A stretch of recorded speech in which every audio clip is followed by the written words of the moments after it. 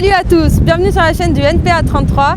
Ici, on décrypte l'actualité du point de vue des révolutionnaires et aujourd'hui, on vous propose de discuter vaccins et labos pharmaceutiques. C'est parti!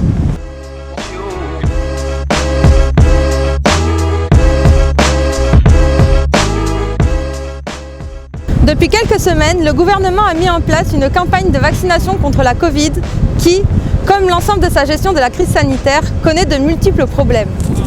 Les vaccins ont considérablement amélioré la vie des êtres humains et aujourd'hui, il n'y a que le vaccin qui nous permet de voir la sortie de cette crise épidémique.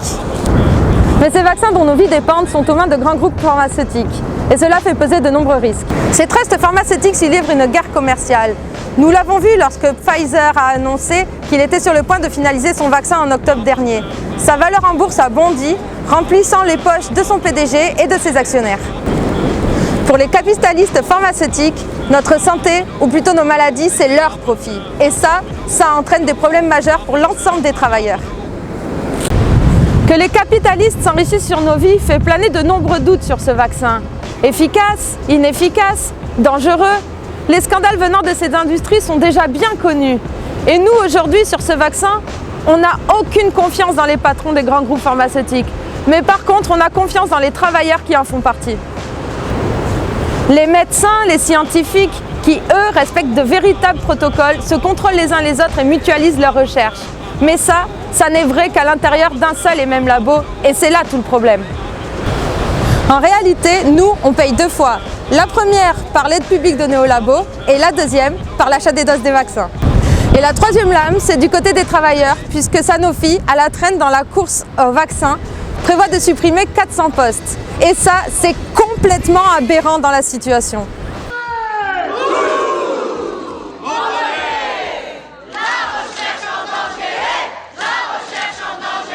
Si aujourd'hui il y a pénurie de vaccins, c'est parce qu'il faut respecter à tout prix les profits des grandes entreprises.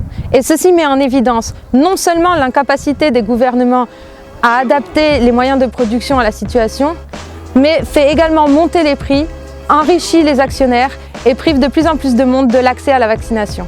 La marchandisation de notre santé et la gestion de la distribution des vaccins selon la loi du marché font que de nombreux pays n'ont aucune chance d'y avoir accès, pour des raisons économiques mais aussi politiques.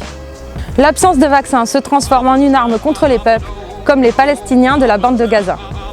La stratégie vaccinale du gouvernement français tend à creuser les inégalités tant entre les personnes qu'entre les territoires, comme pour les espaces ruraux qui n'ont pas de centre de vaccination à proximité, et pour les personnes les plus exposées travaillant dans des situations précaires qui ne sont pas prioritaires.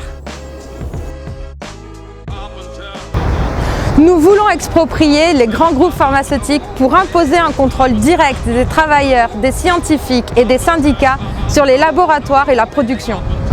Nous voulons réquisitionner toutes les infrastructures permettant de faire circuler les vaccins, comme la SNCF et la Poste. La santé ne doit pas être un marché. La solidarité et l'auto-organisation des travailleurs sont les seuls à même de répondre aux besoins réels de la population. La lutte contre la pandémie doit se faire par la collaboration internationale des travailleurs et la fin de la concurrence.